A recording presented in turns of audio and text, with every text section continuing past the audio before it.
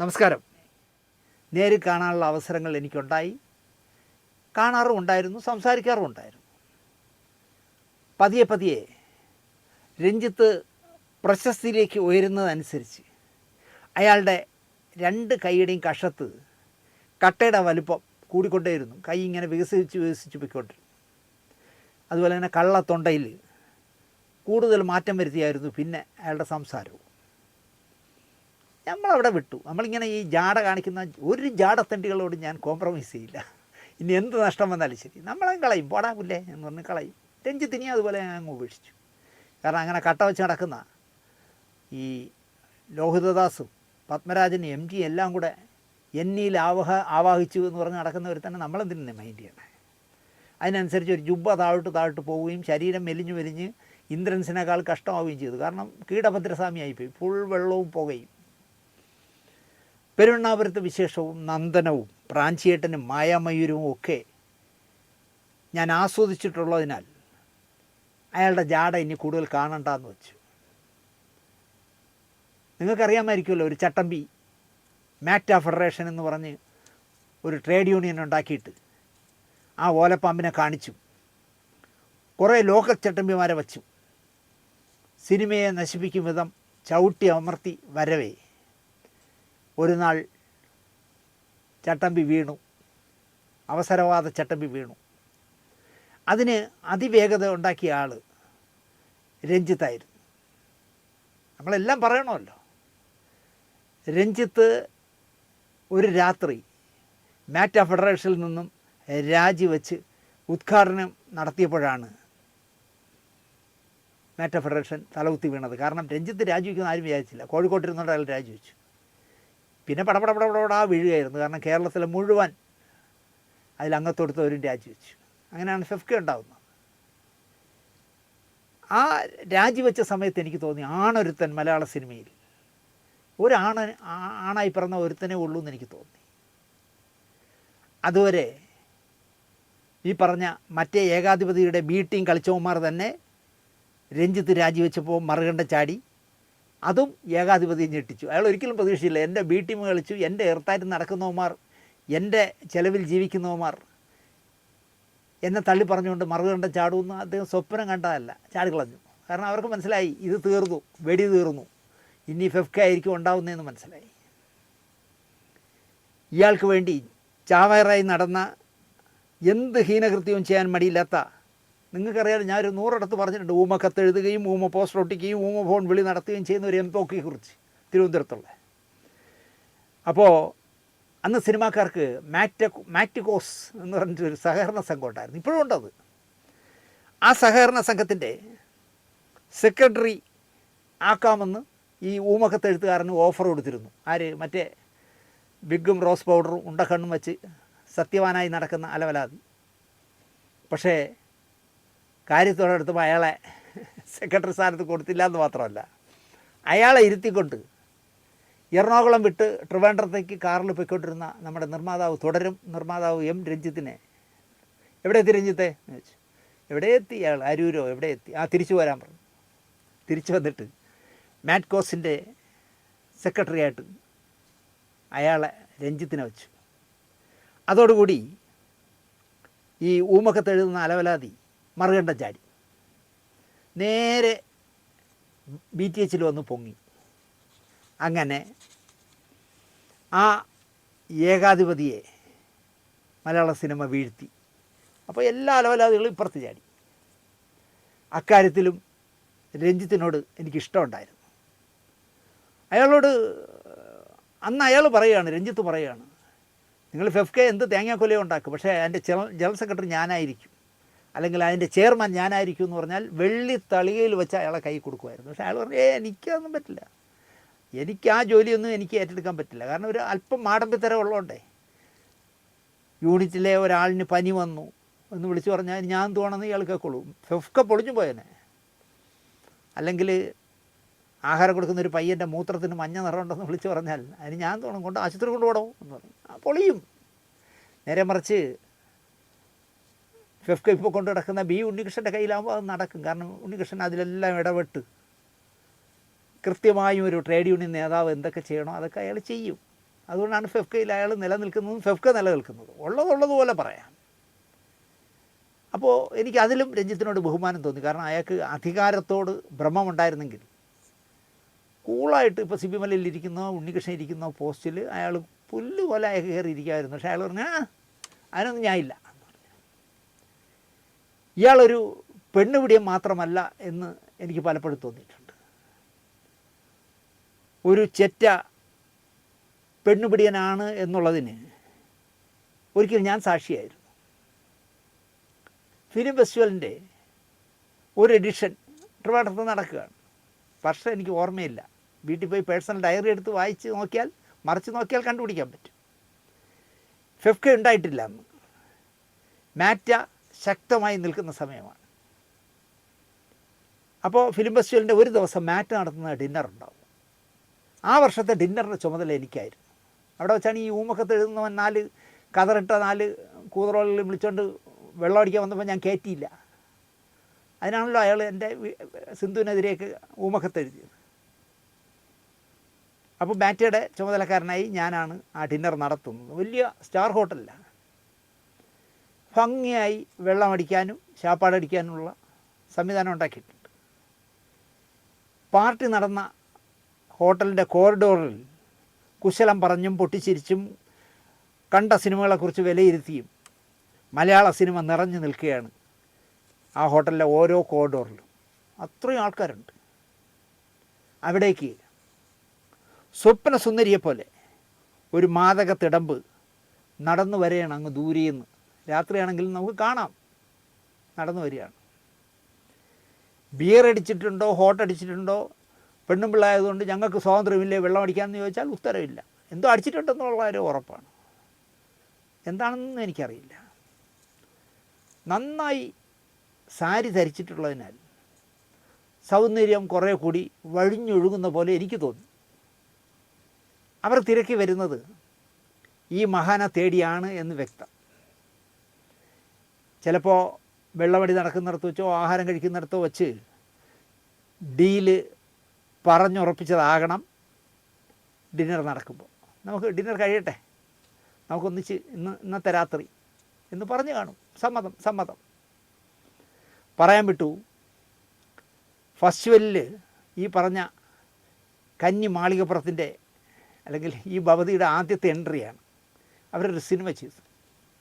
ആ സിനിമയും കൊണ്ടാണ് വന്നേക്കുന്നത്.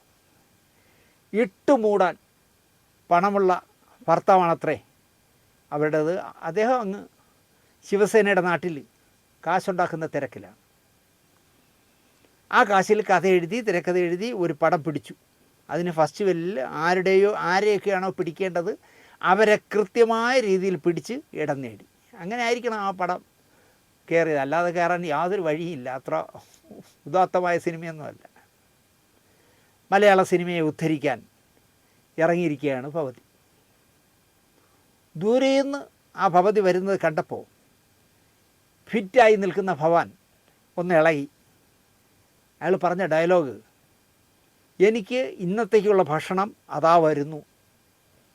പരസ്യമായിട്ടാണ് അയാൾ പറഞ്ഞത്. ദോ വരുന്നു ഇന്ന് എനിക്ക് രാത്രിക്കുള്ള ഭക്ഷണം. വാസ്തവത്തിൽ എനിക്ക് ആ സമയത്ത് അതിൻ്റെ അർത്ഥം പിടികിട്ടിയില്ല.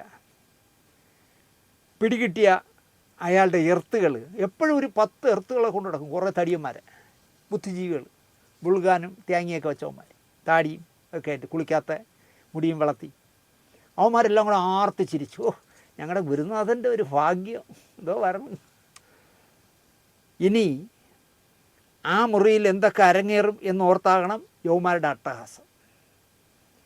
സകലകലാ വല്ലഭ അടുത്തെത്തിയതും ആക്രാന്തത്തോടെ ഒരൊറ്റ പിടി പിടിച്ചു നമ്മുടെ സംവിധായകൻ. അരക്കെട്ടിൽ പിടിച്ചിട്ട് ഒന്നാസ്വദിച്ച് കറക്കി ഭവതിയെ. അവളാണെങ്കിൽ ആവേശഭരിതമായി, അവൾക്ക് ഒരു നാണവുമില്ല, ആവേശഭരിതമായി അവൾ ചിരിച്ചു. ഒരു കൊലച്ചിരി എന്നാണ് എനിക്ക് തോന്നിയത്. ഇന്ന് അവനെ കൊല്ലും എന്നെനിക്ക് തോന്നി അവളെ ചിരി കണ്ടപ്പോൾ. ഞാനടക്കമുള്ളവരുടെ മുന്നിൽ വെച്ച് അയാൾ അവൾക്ക് ഒരു 1.5 കിസ് കൊടുത്തു. എന്നിട്ട് വാരി ചുറ്റി മുറിയിലേക്ക് നടന്നു. മുറിയിലേക്ക് നടക്കുമ്പോഴൊക്കെ അയാളൊരു മോഹൻലാൽ ശൈലിയിൽ, അയാളുടെ പടത്തിലൊക്കെ മോഹൻലാൽ ചെയ്തിരുന്ന പോലത്തെ ആക്ഷനൊക്കെയാണ് അയാൾ കാണിച്ചിരുന്നത്. മുറിക്കകത്തേക്ക് കയറിയിട്ട് ഇയാൾ പുറത്തേക്ക് തല നീട്ടി നാക്കുകൊണ്ട് ഒരു ആക്ഷനും കൈ കൊണ്ട് ഒരു അടയാളവും കാണിച്ചു. അതും മോഹൻലാൽ ഏതൊക്കെ സിനിമകളിൽ കാണിച്ചതാണ്. എന്തൊരു നാണം കെട്ടവെന്ന് ആലോചിച്ച് നോക്കൂ. വാതിൽ ശക്തമായ ശബ്ദത്തോടെ അടഞ്ഞു. കൂടെയുള്ള എർത്തുകൾ കൊതിയുറിഞ്ചി അവിടെ കാവൽ നിൽക്കുന്നത് പോലെ എനിക്ക് തോന്നി. വല്ലതും മിച്ചം എച്ചിൽ കിട്ടിയാൽ നുണയാം എന്ന കണക്കാണ് അവന്മാരുടെ നിൽപ്പ്. ഞാൻ തിരിഞ്ഞു നടന്നു. ഇവനാണോ കലാകാരൻ എന്ന് ഞാൻ ആലോചിച്ചു. അന്ന് ഞാൻ ഉറപ്പിച്ചു ഇയാൾ ഒരു വ്യഭിചാര കാമപ്രാന്തനാണെന്ന്. അതിന് പ്രോത്സാഹനം നൽകുന്ന ഒരു കൂട്ടം ഷണ്ടന്മാരുമായാണ് ഇയാളുടെ നടത്തം. പല നാൾ കള്ളൻ ഒരു നാൾ വീഴും എന്നത് പ്രകൃതിയുടെ നിയമമാണ്. ജനപ്രിയനായൊരു സംവിധായകൻ, ഫ്യൂഡൽ കഥകൾ നന്നായി എഴുതാൻ അറിയാവുന്ന ആൾ, വമ്പൻ ഹിറ്റുകൾ മമ്മൂട്ടിയെ വെച്ചായാലും മോഹൻലാലിനെ വെച്ചായാലും വമ്പൻ ഹിറ്റുകൾ നൽകിയ മനുഷ്യൻ. അയ്യപ്പനും കോശിയും നിർമ്മിച്ചതിൻ്റെ ഇരട്ടി കണക്ക് പറഞ്ഞ് സച്ചിയെ പറ്റിച്ചവനെന്ന് സച്ചിയുടെ ഒരു സ്നേഹിതൻ കാനഡക്കാരൻ എന്നോട് തന്നെ തുറന്നു പറഞ്ഞു. ദിനേശ് ചേട്ടാ, പാവം കേട്ടോ സച്ചി, എത്ര കോടി ചിലവായി എന്ന് ചോദിച്ചപ്പം ചിലവായതിൻ്റെ ഇരട്ടിയാണ് പറഞ്ഞത്. കാരണം ഇയാളും സച്ചിയും കൂടെയാണ് അത് പ്രൊഡ്യൂസ് ചെയ്തത് ചേട്ടാ. ഇയാൾ പറ്റിച്ചു സച്ചിയെ. പക്ഷേ സച്ചി പ്രതികരിക്കാനൊന്നും പോയില്ല ചേട്ടാ എന്ന് എന്നോട് പറഞ്ഞൊരു കാനഡക്കാരൻ. അതെന്തുമാകട്ടെ, കണ്ണടച്ച് തുറക്കുന്ന വേഗതയിൽ ഇയാൾ കോടീശ്വരനായി. പക്ഷേ കോടീശ്വരനായപ്പോഴും എരപ്പാളിത്തനം മാറിയില്ല സ്വഭാവത്തിൽ. തലയിൽ കണ്ണട വെച്ച ടീം, അതിലുള്ള ക്യാപ്റ്റൻ പെണ്ണുപിള്ള ഒരു നാൾ ഒരു കൊച്ചിനെ പെറ്റു. വിവാഹമോചനം നേടി വർഷങ്ങൾ കഴിഞ്ഞ് പെറ്റതിനാൽ വിവാഹമോചനം തേടിയവൻ ഉണ്ടാക്കിയതല്ല ഈ പിള്ളയെന്ന് ആർക്കും മനസ്സിലാക്കാം. ഇപ്പോൾ വയറ് നിറച്ചുകൊണ്ട് വന്നിരുന്ന സമയത്താണെങ്കിൽ ശരി, അങ്ങനെയല്ല. നമ്മളെ സീരിയലിലൊക്കെ പോലെ 5 വർഷമൊന്നും ഗർഭം നിൽക്കില്ല. അങ്ങേറ്റം പോയ 11 മാസം, 10 മാസം 11 മാസമൊക്കെ അല്ലേ ഉള്ളൂ, 9 മാസമൊക്കെ. പെറ്റെണീറ്റപ്പോൾ ഈ ഭവതി പറഞ്ഞത്, ഈ തലയിൽ കണ്ണട വെച്ച നേതാവ് പറഞ്ഞത്, കൊച്ചിൻ്റെ അച്ഛനെ എനിക്കറിയാം, കുട്ടി വലുതായി എൻ്റെ തന്ത ആരെന്ന് തിരക്കുമ്പോൾ ഞാൻ പറഞ്ഞു കൊടുത്തോളാം, മറ്റുള്ളവർ അതറിയേണ്ട കാര്യമില്ല. ഇത് ന്യായമായ ഉത്തരമാണ് അവർ പറഞ്ഞത്. പ്രശസ്തമായ രഞ്ജിത്തിൻ്റെ ഒരു കമൻ്റുണ്ട്, വയനാട്ടിലെ എൻ്റെ വീട്ടിലേക്ക് കയറി ചെല്ലുമ്പോൾ കള്ളനെ പോലെ വളർത്തുനായ ചാടി വീഴും. വീട്ടുജോലിക്കാരനെയാണ് ഈ നായ വീട്ടുടമസ്ഥനായി കരുതുന്നത്. അക്കാഡമി ചെയർമാനായിരിക്കും അദ്ദേഹം പറഞ്ഞ പ്രശസ്തമായ ഒരു വരിയാണ്. അന്ന് ഞാൻ പറഞ്ഞ ഉത്തരം, ആ ഉത്തരം തന്നെ ഇന്നും ഞാൻ പറയുന്നു. സ്വന്തം വീട്ടിൽ തല നിവർത്തി പകൽ കയറി ചെന്നാൽ പട്ടി അംഗീകരിക്കും.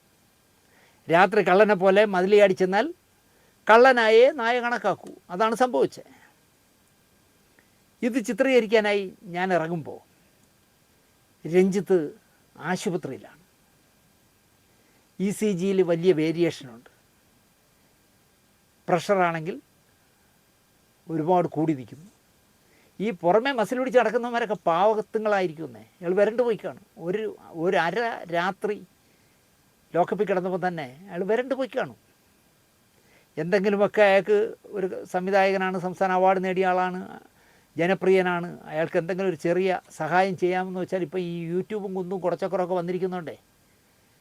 നമ്മുടെ ഇവിടെ ഇപ്പോൾ വട്ടർകാവിൽ മത്സരിക്കുന്ന ഷീലയൊക്കെ ദിലീപിനെ കാണാൻ പോയതുപോലെ അപഖ്യാതികൾ പരക്കും. രഞ്ജിത്തിന് എന്താ കൊമ്പുണ്ടോ, നിങ്ങളെന്തിനാണ് അയാളെ നിലത്ത് കിടത്താത്തതെന്നൊക്കെ ചിലപ്പോൾ ചോദിക്കും. അതുകൊണ്ട് പോലീസുകാർ ഒന്നും ചെയ്ത് സഹായിച്ചു കാണില്ല. എന്തായാലും എൻ്റെ അവസ്ഥ ഇതായല്ലോ എന്ന് വിചാരിച്ചുകൊണ്ടായിരിക്കും ECGയിലും നല്ല വേരിയേഷനുണ്ട്, നല്ല BP-യും ഉണ്ട്. തെളിവുകളെല്ലാം കണ്ടെത്തി ഇനി സംഭവം നടന്ന കാരവാൻ കൂടി കണ്ടെത്തിയാൽ മതിയെന്ന് പോലീസും, കാരവാൻ വിളിച്ചു വരുത്തി തെളിവെടുക്കാൻ ഒരു ദിവസം മതിയെന്ന് രഞ്ജിത്തിൻ്റെ വക്കീലും. പോലീസ് കസ്റ്റഡിയിൽ ഒരു ദിവസത്തിൽ കൂടുതൽ വിടരുതെന്ന് രഞ്ജിത്തിൻ്റെ വക്കീൽ വാദിച്ചു കോടതിയിൽ.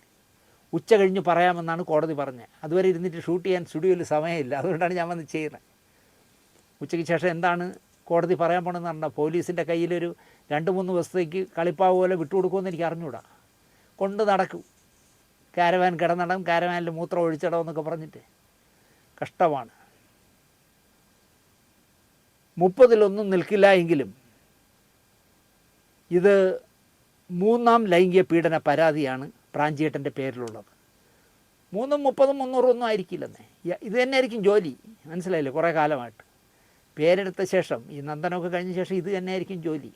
കൊണ്ടു കൊടുക്കാനും ആളുകളുണ്ട്, സമ്മതം പറയുന്ന ആളുകളുമുണ്ട്, ബലാത്കാരം ചെയ്യുന്നതും ഇതുപോലുള്ള കേസുകളിൽ പെടുന്നതും ഉണ്ടാവാം. രഞ്ജിത്തിൻ്റെ കയ്യിൽ നിന്ന് സിഗരറ്റ് വാങ്ങി വലിച്ചപ്പോൾ ഒരു ബംഗാളി നടി പരാതി കൊടുത്തല്ലോ. രഞ്ജിത്ത് കരുതി വളയുമെന്ന്. ആദ്യം വളയിൽ പിടിച്ച് തടവി, തുടക്കം ഇട്ടപ്പോൾ തന്നെ രഞ്ജിത്ത് പെട്ടു. പിന്നെ അവർക്ക് കേസിൻ്റെ പിന്നാലെ നടക്കാനും താല്പര്യമില്ല, അതുകൊണ്ട് ആ കേസ് അങ്ങനെ ഇങ്ങനെ അങ്ങ് പോയി.